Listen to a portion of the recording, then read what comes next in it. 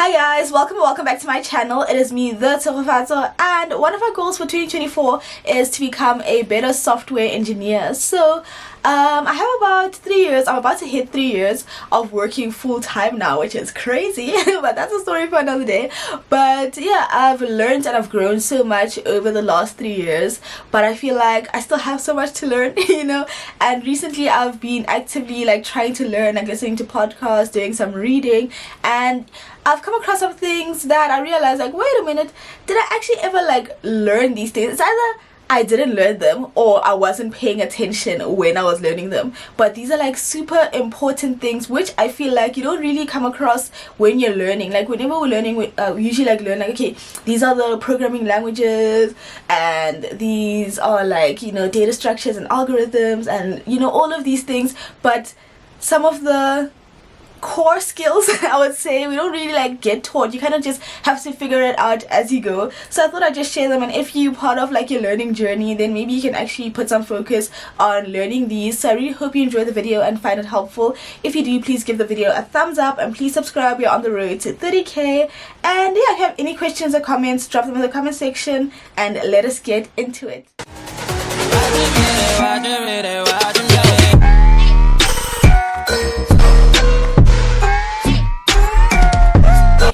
Alright guys, so the first thing is that speed is not always good.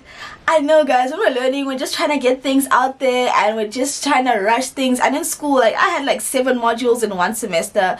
I was just trying to get things done.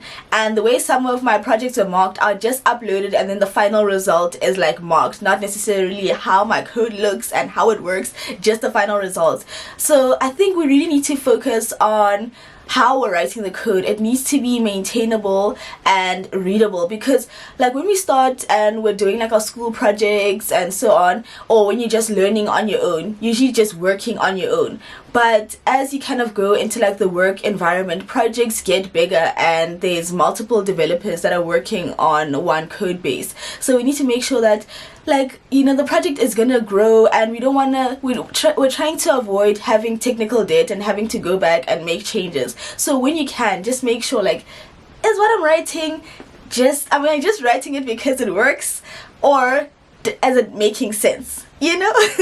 Which I think that's really important, just to make sure that you're writing maintainable, readable code. And how you can do that is actually following some of the best practices, and to actually know that you actually need to do some learning and reading, which I've been doing because I'm in my learning era. And yeah, I think it's just really important just to familiarize yourself with some of the things and just spend some time on that.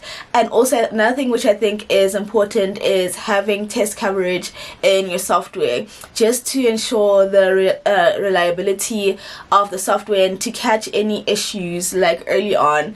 And guys, as I'm saying all these things, I'm not saying I'm doing all these things. I am guilty, and that's why I'm making this video, because as I said, I'm in my learning, growing era, and I'm realizing that these are really important things that we usually just skip over because we're just rushing, trying to get things done. Yes, speed, we're trying to do things fast, but somehow we need to kind of find a balance with speed and all these other things. But yeah guys, that's the first one. The second thing I feel I just never learned, which is just so crazy to me, is version control.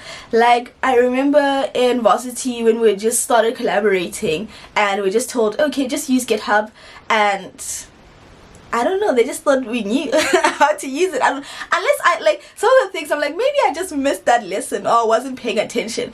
But also sometimes when you're doing the online courses and so on, they don't really teach you version control systems and all of that. So I think it's good to actually pay attention to that and learn how to do that, because as I said previously, when you start to work on bigger projects, usually you collaborate with other developers, whether it's at work or on your own personal projects or whatever. So I think it's really good to learn version control. And guys, there is GitHub Desktop. I use it, I love it, I'm guilty. I know people have certain thoughts about it, but it's there. So I think just making sure you're learning how to make use of those, and also just even just simple things learning how to actually write your commit messages. I think this really applies when you're working with other people, or sometimes even if you work on your own, because sometimes when you go back to your code and you're what was I doing here? So just having those clear commit messages, and just the, how can I having some etiquette or you know, just writing what was the change actually doing, like what were you actually doing, having the clear commit message, actually learning how to do like or how to resolve merge conflicts, and yeah, just getting familiar with making use of version control systems. That's simply how I'd put it. The last thing, guys, is code reviews, and I think this is super important, but why did I just never learn this? Like, code reviews is not just about, you know, just skimming through the person's code and just trying to spot some errors. I think sometimes it's good to have some context so that you know what's actually like the requirements, what's the business logic, and what problem is this code actually solving, so that you can have a clear understanding and you can have like good feedback. And I think it's really good for collaboration. Like, don't feel attacked, guys, when people say, why did you do this like this? Oh, here's a better way. I think it's so great to collaborate and actually hear some feedback, and sometimes it's honestly you just miss some things, and it's good to have people reviewing your code. And another thing that I've been liking to do recently is kind of like when I write my code, like to think as the reviewer, which actually brings me back to like my first point of like speed is not always a good thing. So what I mean by that is when I actually write my code, I'll just think like, okay, is my function actually doing what I'm saying it's doing? Did I break it up into smaller parts? Is this the, you know, best way that I could write this?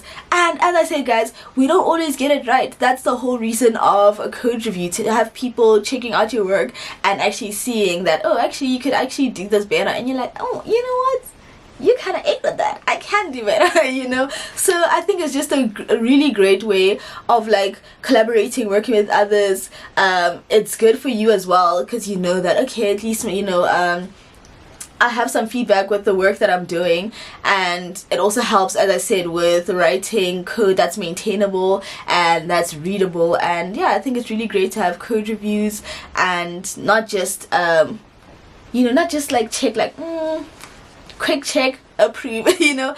And yeah, guys, I think that's all I have for today's video. And I know I mentioned all these things and like, okay, I was never taught, and I'm not saying I'm an expert and I do all of these things now. I'm in the process. I'm in my growing era, doing better era, and leveling up era, you know. So yeah, so I really think these are important, and my goal is to 100% do these fully, or like all of these things. So do the same, guys. But yeah, guys, that is it for today's video. What is one thing you wish you were taught before becoming a software engineer, guys? Please drop it in the comment section. As usual, we're all here to learn, we're all here to grow, so please drop it in the comment section. And I really hope you enjoyed this video. If you did, give it a big thumbs up and subscribe. We are on the road to 30k, and I'll catch you in the next one. Bye.